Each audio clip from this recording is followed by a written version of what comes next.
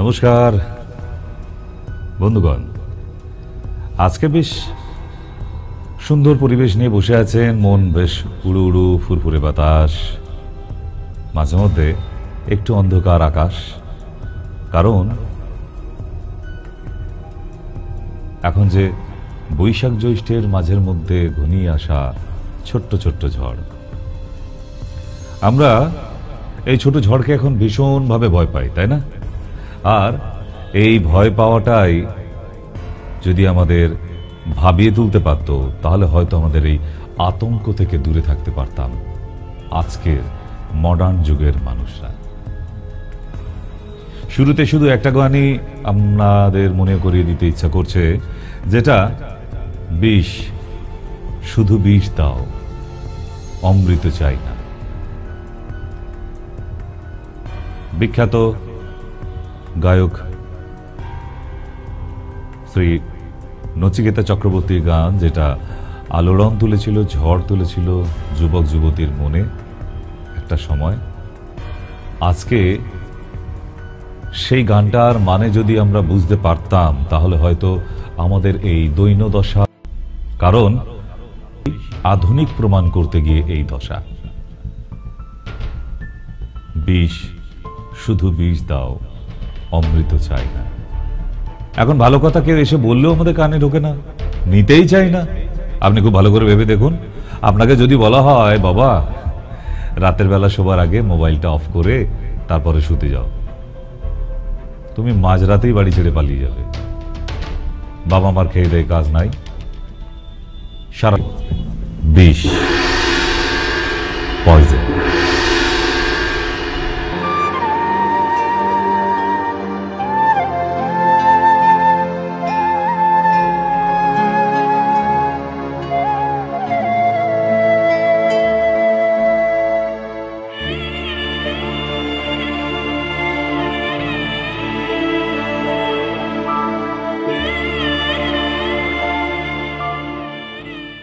আমরা ভগবান শিবের থেকেও ঊর্ধ্বে চলে গেছি। সে তো সমস্ত পৃথিবীর মানুষকে বাঁচাবার জন্য নিজে বিষ পান করেছিল অমৃতের পরিবর্তে, তাই না? সমুদ্র মন্থনে অমৃত উঠেছিল, সেটা ভগবান শিব পান করেনি। এই পৃথিবীর ধরনের সমস্ত মানুষকে বাঁচিয়ে রাখার জন্য সে নিজে সমস্ত বিষ পান করে নিয়েছিল। তার থেকেও আমরা ঊর্ধ্বে চলে গেছি। আমরাই এখন নিজেরা বিষ পুরুষ, বিষ কন্যা, বিষাক্ত এ শরীর। ঠিক তাই সবুজ দেখে মনে পড়ছে চেনা লাইনটা না? হ্যাঁ, কফি হাউসের সেই আড্ডাটা আজ আর নেই, কোথায় হারিয়ে গেল সোনালী বিকেলগুলো। সেই এই সোনালী রোদ ঝলমলে বিকেল কোথায় দেখেন? কোন এসি অফিসের মধ্যে, অথবা ঘরে ঘুমোচ্ছেন দরজা জানলা বন্ধ করে দিয়ে। আমরা ছোটবেলায় ঘুমোতাম দরজা জানলা খুলে, এখন উল্টো হয়ে গেছে, এখন দরজা জানলা পুরো বন্ধ, এয়ার ক্যাপড, শুধু এসি চলবে। আমাদের লাংস ভালো থাকতে পারে? আপনি ঠান্ডায় আছেন, আপনার বাড়ির বাইরেটা যে কি পরিমাণ টেম্পারেচার বাড়ছে, গরম হাওয়াটা বেরোচ্ছে, এসির এক্সিটের সামনে গিয়ে কোনোদিন দাঁড়িয়ে দেখেছেন? রাস্তায় হাজার হাজার গাড়ি, প্রতিটা গাড়ির এসি চলছে, তাহলে গাড়ির ভিতরগুলো ঠান্ডা, বাইরেগুলো কি ধরনের? বোনেটের সামনে থেকে হট এয়ার বেরোতে থাকে, গরম হাওয়া, সেটা কি কোনোদিন পরখ করে দেখেছেন? তাহলে বাইরের ওয়েদারের কি অবস্থা হবে? কেন গায়ের জ্বালা ধরবে না গরমে? কেন টেম্পারেচার বেড়ে যাচ্ছে? আমরা বাড়াচ্ছি। শুধু আমরা বারবার সূর্যি মামাকে দোষ দিয়ে থাকি, টেম্পারেচার বড্ড বেড়ে যাচ্ছে, সূর্য পৃথিবীর কাছে এসে যাচ্ছে। কতজনে কত রকম পোস্ট করে ফেসবুকে। মশাই, আপনার ঘরের এসিটাকে একটু বন্ধ রাখুন না, দেখবেন আপনার বাড়ির চারপাশটা এমনি ঠান্ডা আছে। একটা বাড়ি, 4টে লোক, 4টে এসি চলছে। This is true and fact.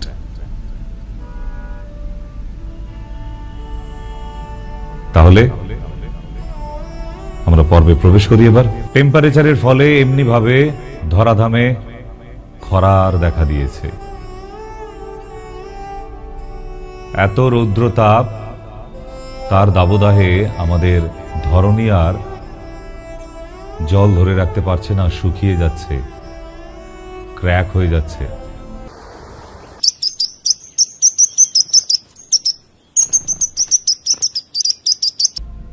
অনেক কিছু। 3টে শালিক ঝগড়া করে,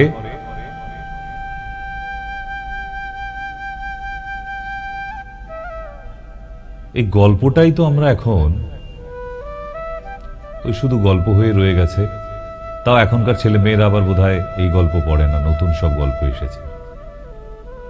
কিন্তু আমাদের আফসোস হয়, আমরা তো হারিয়ে ফেলেছি সেই গল্পকেও, সেই লেখককে, সেই কবিতা আর সেই 3টি শালিকের ঝগড়া। এমনি করতে করতে আমাদের শৈশবটাও হারিয়ে ফেললাম একদিন। এখন শুধু ওই গানটা গাইতে বড় ইচ্ছে করে, হরিদিন তো গেল সন্ধে হলো পার করো আমারে। অনেক তো হলো, আর কেন? চিনতে পেরেছেন? এখনকার প্রজন্ম চেনে না, তাদেরকে ওই ডাইনোসরের মতো ডেফিনেশন দিতে হয়, হুইজ ভালচার, তাই না? শকুন এখন তো লুপ্ত। তাই তো আবর্জনা পরিষ্কার করার জন্য মানুষের দরকার হয়, আগে দরকার হতো না, এনারাই পরিষ্কার করে দিতেন। শকুন।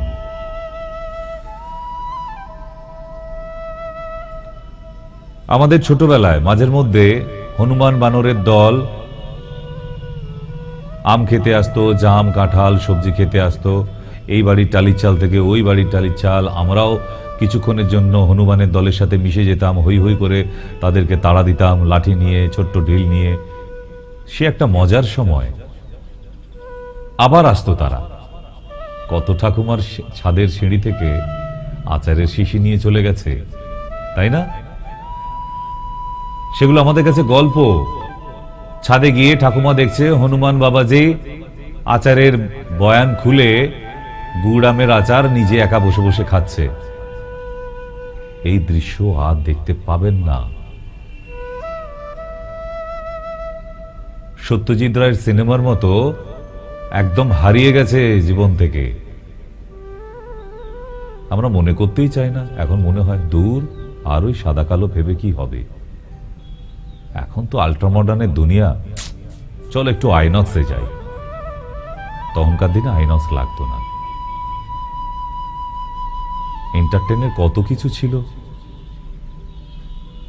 প্রাকৃতিক এন্টারটেইন। প্রকৃতিকে হারিয়ে ফেলেছি মানে তো জীবনে সব হারিয়ে ফেললাম, তাই না? ফুলের সমারোহ। সকালবেলা উঠে এমন তাজা ফুল দেখলে বাগানের ভিতর, মনের ভেতরটা মানে ফুলঝুরির মতো জ্বলে ওঠে ভেতরটা, যে আমার বাগানে এত ফুল। মানে নিজেরও ভালো লাগে, তখন মনে হয় যে মানব জন্মটা যেন সার্থক করতে পেরেছি। আহা কি বাহার। এখন ওই 10 দিনের জন্য, 1 সপ্তাহের জন্য ভাড়া এনে টবে নিজেরা গাছ লাগানো তো বন্ধই হয়ে গেছে।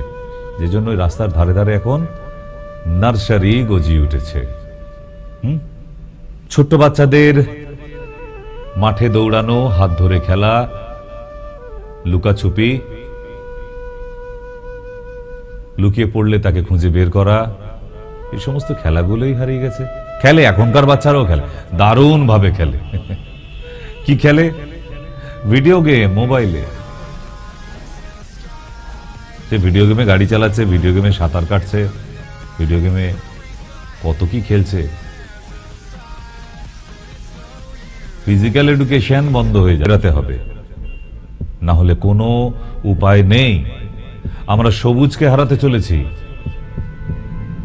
এখনো সময় আছে, একটা গাছ কাটা হলে 10টা গাছ লাগিয়ে দিন। তাহলেও আমাদের নেক্সট প্রজন্ম যারা বড় হচ্ছে তারাও একটু ফ্রেশ অক্সিজেনটা পাবে। কিছুদিন আগে কোভিডের সময় অক্সিজেন পাওয়া যাচ্ছিল না, সিলিন্ডার অবধিও ভাড়ায় পাওয়া যাচ্ছিল না, ব্ল্যাক হচ্ছিল। তাহলে আমরা অক্সিজেন হারিয়ে ফেলেছি। ভাবুন আমরা কোথায় আছি। The air becomes dirty, it's not as easy to clean. When there is dirt and other substances in the air that shouldn't be there, it's called air pollution. Air pollution is made up of odors, particles, smoke, fumes, and other substances which can be harmful for all living creatures, including us. The substances causing the air to become dirty are called pollutants.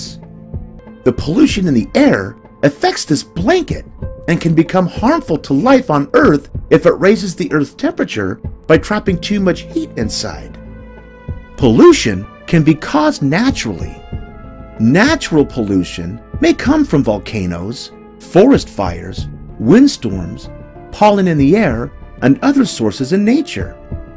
Even the air we breathe out, carbon dioxide, is a form of pollution. এখানে একটা গন্তব্যস্থলে আপনার অফিসে যেতে হয়তো 15 minute কি 20 minute কি আধা ঘন্টার ডিস্টেন্স, সেখানে লাগে আপনার 2.5 থেকে 3 ঘন্টা ফর ট্রাফিক জ্যাম। আপনি গাড়ির এসিটা অন করে দিয়ে হিন্দি গান শুনতে শুনতে টাইম পাস করছেন, এভরিডে অভ্যাস হয়ে গেছে, আর ট্রাফিক পুলিশদের গালাগাল করেন। তাদেরও তো কিছু করার নেই, এত গাড়ি সামলাবে কিভাবে? Overloaded cars on the road. একটা মানুষ যদি 3টে করে 4টে করে গাড়ি কিনে রেখে দেয়, সেই বাড়িতে 4টে লোক, 4 জনের 4টে গাড়ি, পসিবল এই লোড নিতে পারবে? হ্যাঁ, বুঝতে পারছি আপনার আত্মীয় স্বজন, আপনার আশেপাশের লোক আপনাকে দারুণ ভাবছে, ও ওয়াও হোয়াট এ কার, ইত্যাদি ইত্যাদি। আপনি বার খেয়ে ক্ষুদিরাম হয়ে সবার জন্য একটা করে কার কিনে ফেললেন। না, আমার মিসেসের অ্যানিভার্সারিতে এবারে একটা কার গিফট করেছি, ছেলে এবারে মাধ্যমিক দিল তো একটা কার গিফট করেছি। ও সবার জন্যই কার, একটা কার নিয়ে হতো না। আগেকার দিনে গোটা গ্রামের মধ্যে খুব পয়সাওয়ালা লোকেদের একটা অ্যাম্বাসাডার থাকতো, তারা সেই অ্যাম্বাসাডারে বাড়ির সবার কাজ হয়ে যেত। এখন হয় না। এখন স্বামী পশ্চিম দিকে অফিসে গেলে তার মিসেস উত্তর দিকে আরেকটা অফিসে যায়, ছেলে দক্ষিণ দিকে কলেজে যায়, হয়ে গেল। তাহলে এমনি করে যদি রাস্তায় গাড়ি বাড়তে থাকে, ট্রাফিক জ্যাম হবে না? Just think about in your cool brains. ব্যাপারটা ভাবার আছে। যদি সরকার থেকে এমন কোনো আইন বের করতে পারতো যে হ্যাঁ একটা পরিবারের জন্য একটা কার, তাহলে হয়তো খানিকটা শোধরানো যেত। আমরা কিন্তু পারি, এত লাক্সারিস্ট হবার কিছু নেই তো। কি এমন আমরা হরিদাস পাল হয়ে গেছি যে এত লাক্সারি হতে হবে? সবার জন্য আলাদা আলাদা আলাদা একটা পরিবারের কার, ভেহিকেলস, তাই না? তাহলে পাবলিক ট্রাভেলস বাসগুলো যাবে কিভাবে যদি রাস্তায় কার ভর্তি হয়ে যায়? তাই তো হয়েছে। এখন দেখবেন পাবলিক বাস যত না থাকে তার থেকে 10 গুণ বেশি কার, তার পাশ দিয়ে বাইকগুলো দৌড়াচ্ছে বাঁদিক দিয়ে। সবার তারা। এমনি ভাবেই আমরা দৌড়াতে দৌড়াতেই শেষ হয়ে যাবে অকালে। তাই আয়ুগুলো কমে আসছে আমাদের। এই কলকারখানার ধোঁয়া, জলের উপর ময়লার স্তূপ,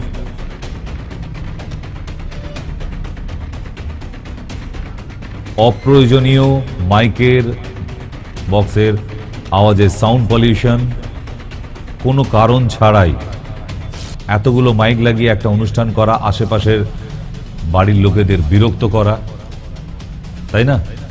বেশ ঠিক আছে, পুজো, অনুষ্ঠান, উৎসব, anythings, whatever, any type of festival, 2টো মাইক লাগালেও তো হতো। কেন? মঙ্গল গ্রহের লোকেদের কি জানাতে হবে আমরা এখানে ফেস্টিভ্যাল করছি এতগুলো মাইক লাগিয়ে? কোনো কারণ আছে? হ্যাঁ, আপনার বাড়ির অনুষ্ঠানের সময় আপনিও 10টা মাইক বাজালেন, তখন পাশের বাড়ির লোক বলে, ইস কি ছোট লোক, ছেলের অন্নপ্রাশন হচ্ছে বলে একদম ঢাকঢোল পিটে গোটা রাজ্যকে জানাচ্ছে। আপনার বাড়ির অনুষ্ঠানের সময় আপনি বাজান, তাই না? তার মানে আমরা নিজেরা ঠিক নই। এই জায়গাটা একটু ঠিক করতে হবে। নিজের চিন্তা ভাবনার পরিবর্তন আনুন, সবাই ভালো থাকবো, এই ব্যাপারটা যখন মনের মধ্যে আসবে দেখবেন ঠিক পরিবেশ সুস্থ হচ্ছে। আমরা অসুস্থ পরিবেশের মধ্যে থাকছি, মানুষ করছি আমাদের নেক্সট জেনারেশনকে, রাইট? দুর্গাপুজো অন্তত 100 খানা মাইক বাজাতে হবে, না ওইটা আবার এলাকার মধ্যে পাড়ার মধ্যে সব থেকে বড় ক্লাব, ওদের আবার একটু মাইক টাইক না বাজালে হবে। তো পঞ্চমী কেন, পঞ্চমীর আরো এক সপ্তাহ আগে থেকে শুরু করে দেওয়া হয়, দশমী হয়ে যাবার আরো 7 দিন পর অব্দি বাজতে থাকে না। পাড়ার বড় ক্লাব আছে এটা। মাঝের মধ্যে মনে হয় হে মা দুর্গা, তুমি ওই অসুরের বুকে ত্রিশূলটা না মেরে তুমি আমার বুকে কেন মেরে দিলে না, তাহলে এই সাউন্ড পলিউশন নিয়ে বেঁচে থাকতে হতো না। নিতে পারে না।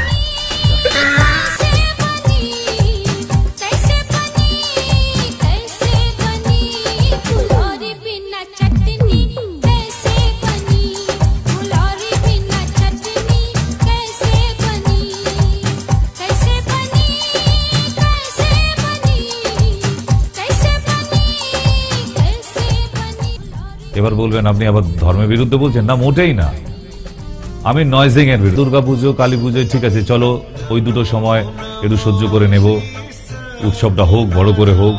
এখন দেখি বাড়িতে সত্যনারায়ণের সিন্নি পুজো, সেখানেও 3 দিন ধরে গেটের বাইরে বক্স বাজছে, পার্টি তো আবি শুরু হুই হ্যাঁ, পার্টি তো আবি শুরু হুই।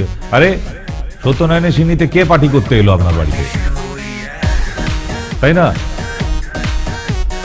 ওখানে তো সত্যনারায়ণের মন্ত্র পড়া হবে, সিন্নি বিতরণ হবে, কাঁসর ঘন্টা বাজবে, কাঁসরের আওয়াজটা যত দূর অব্দি বাড়িতে পৌঁছাবে তাদের কানে শুনে আসতে হয়। যত মানুষ এখানে সিন্নি খেতে আসবে তাহলেই মঙ্গল হয় সেই পরিবারে। এইটুকুই জানতাম ছোটবেলা থেকে, এটা আমি জানতাম না সত্যনারায়ণের সিন্নি পুজো করতে গিয়ে বাইরে বক্স বাজাতে হবে, পার্টি তো হবে শুরু হয়ে। মানে সে যে কি গান, বাবা সত্যনারায়ণ, তুমি যদি সত্যি ওই বাড়িতে আসতে আপনার হার্ট ফেল হয়ে যেত। মুন্নি বদনাম হুই ডার্লিং তেরে লিয়ে, বাবা সত্যনারায়ণের সিন্নি হচ্ছে সেখানে মুন্নি বদনাম, ডার্লিং তেরে লিয়ে। হে বাবা সত্যনারায়ণ, মাথায় থেকো, অপরাধ নিও না, এরম সত্যনারায়ণের সিন্নির দরকার নেই, তাই না? তাহলে আমরা কেন নিজেরা পাড়ার ফাংশন তো কোনো কথা হবে না, এটা এমএলএ কাকুর ফাংশন আছে, কোনো কথা চলবে না, পাড়ায় থাকার ইচ্ছা নেই, ঠিক এরকমই হুমকিগুলো শুনতে হয় যদি আপনি বলেন দাদা একটু সাউন্ড কম করুন, আমার ছেলের মাধ্যমিক পরীক্ষা আছে। বলে ও সব চলবে না, আপনার ছেলের মাধ্যমিক সারা বছর পড়েনি কেন, ঠিক এইরকমই কথা। আর যে বলছে এই কথাটা সেই স্কুলের চৌকাঠি পার হয় না, তাই না? এরকম কিছু ভাই দাদা পাওয়া যায় না আমাদের, দেখতাম তো আমরা। তাহলে আপনার বাচ্চার পরীক্ষা থাক, যাই থাক, আপনার বাচ্চা অসুস্থ, আপনার বুড়ো মা 80-র উপরে বয়স, আওয়াজ নিতে পারে না, ওসব কোনো কথা হবে না। ওসব বুড়ি মা টাইম হয়ে গেছে, চলে যেতে দিন, ধরতি কা বোঝ খালি করুন, ফাংশনটা হবে। ঠিক এইরকমই ব্যাপারগুলো আমরা শুনি। ফাংশনকে এরকম ভাবেই করতে হয় কেন? কেন আমরা ফাংশন করে আসিনি? সেই জায়গাগুলোই তো নেই। আর ফাংশন কোথায়? ব্যস্ত বাজারের মধ্যে ছোট্ট একটা স্টেজ করে নিয়ে, যেখান দিয়ে যাতায়াত করা যাচ্ছে না, সাইকেল হেঁটে যাবার জায়গা নেই, তার মাঝখানে দাঁড়িয়ে একটা ফাংশন, আরো লোক জড়ো করে দিয়ে জ্যাম। একটু জ্যাম তো হওয়া প্রয়োজন না? এত বড় ক্লাব একটা, ঠিক আপনার দাদা ক্লাবটা বড় বলে আপনি বাড়িতে ফেরার মেইন রাস্তাটার উপরে দাঁড় করে দিলেন। আরে পুলিশের পারমিশন আছে, মানে থানা থেকে পারমিশন করা হয়ে গেছে, কিসের জন্য? ও রাস্তাটা জ্যাম হবে, একটু সামলে নেবেন, আমরা একটু সাল্টে নেবেন। এইসব ব্যাপারগুলো শুনে শুনে অভ্যস্ত আমরা একদম এভরি ডে, রাইট? তাহলে এগুলো পলিউশনের মধ্যে পড়ছে। কিন্তু আপনার ছোট্ট বাচ্চা, একদম সদ্যজাত শিশু এই আওয়াজ নিতে পারছে না। আতশবাজি, শব্দবাজিতে বারণ করা হয়েছে, তার কারণ আছে। শব্দবাজি পুলিশ থেকে বিরাট প্রোটেকশন দেখি এখন, প্রশাসন থেকে। শব্দবাজির আওয়াজ হলেই তাকে নাকি অ্যারেস্ট করে নিয়ে যেত, আমি দেখেছি, নিজের চোখেও দেখেছি নিজের এলাকায়। তাহলে জোরে যে মাইক বক্সগুলো বাজানো হয় তার জন্য কেন অ্যারেস্ট করা হয় না? তাহলে ওটাই কি আলাদা করে পুলিশ পারমিশন দেওয়া হয় বলে 65 ডেসিবেলের উপরে না গেলেই হলো, তাই না? তাহলে শব্দবাজিটা ফাটাতে অসুবিধে কোথায়? যদি অত জোরে বক্স বাজানো হয়, ডিজে বাজানো হয়, বাড়িতে অন্নপ্রাশনে বাইরে অত জোরে মাইক বাজে, তাহলে শব্দবাজি কেন অসুবিধা? তাই না? তাহলে আমরা কিরম বোকা বোকা ধরনের সব আইন মেনে চলি না? Foolish, idiotic thing. মানে নিজেরাই বুঝি না কি আইন আমরা করলাম আর কেন মানছি কেন নয়, বুঝে উঠতে পারি। ইনিও বাজির মতো একদম দেদার আনন্দে টায়ারগুলো জ্বালিয়ে যাচ্ছে।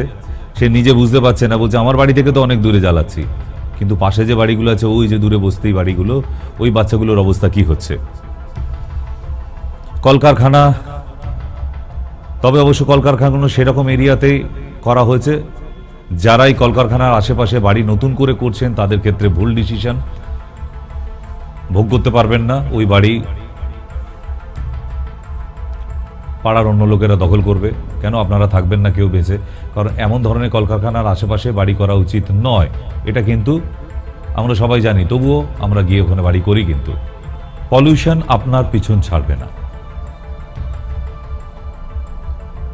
আপনার বাড়ির ছোট্ট বাচ্চাটা সে কোথায় যাবে একটু পড়ার জন্য? ফ্রেশ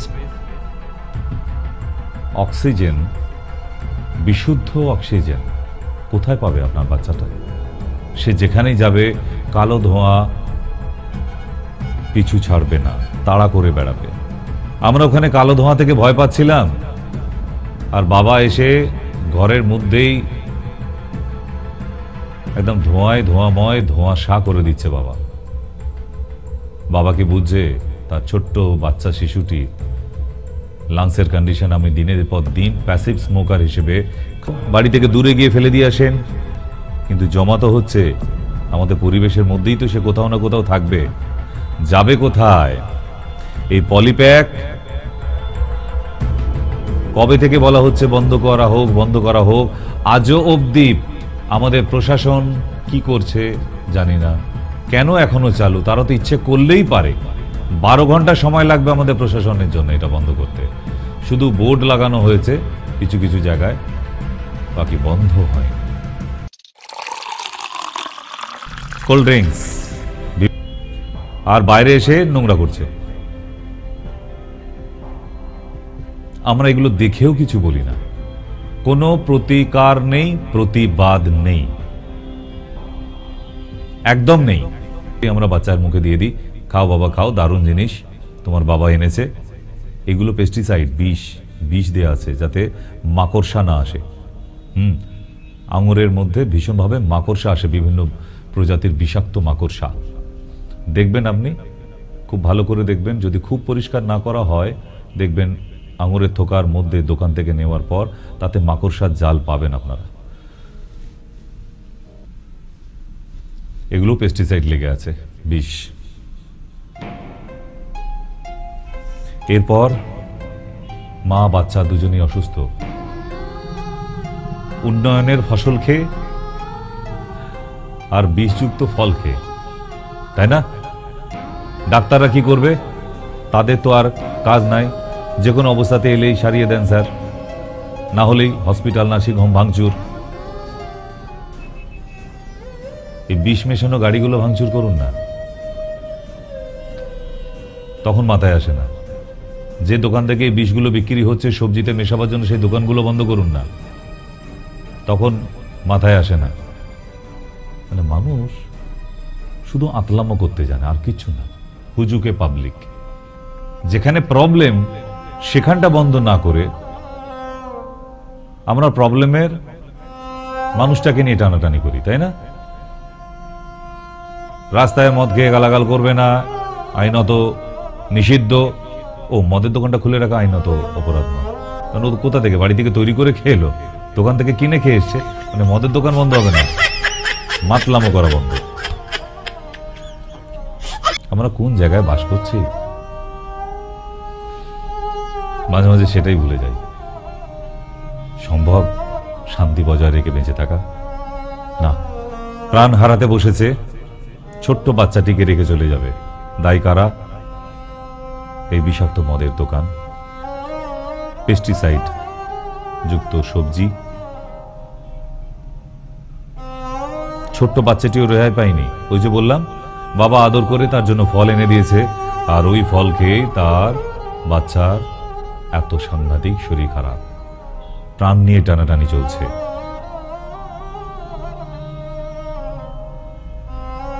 হসপিটালে ভর্তি করেও এখন জানা যাচ্ছে না এই বাচ্চাগুলি বেঁচে বাড়ি ফিরবে কিনা, কারণ পেস্টিসাইড।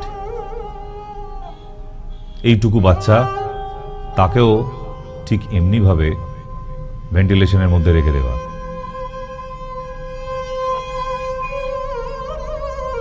এখনো কি আপনাদের টনক নড়বে না? এগুলি আপনার আমার মতো যে কোনো একজনের বাড়ির বাচ্চা, কি অবস্থায় কাটছে তার দিন। কারণ পলিউশন। শুধু সমাজের নোংরা আবর্জনার জন্য না, খাবারের মধ্যেও তো পলিউশন আসছে। এমনি করতে করতে পরিবারের সবাই চলে যায়, পড়ে থাকে এই বুড়ি মাটা, দুবেলা খেতে দেবার কেউ নেই। কারণ বলছে পরিবারে কেউ নেই বলেই। কারণ কেন নেই? কেন? তারা তো আর ভূমিকম্পে হারিয়ে যায়নি, আমফানের মধ্যে ঝড়ে উড়ে যায়নি। আমাদেরই সমাজের বিষাক্ত পরিবেশে থাকতে না পেরে বিদায় নিতে হয়েছে মরণাত্মক অসুখে। This is true and fact. আজকে হসপিটালে বেড পাওয়া যায় না একটাই কারণ, যে সব পলিউশন। Please stop pollution.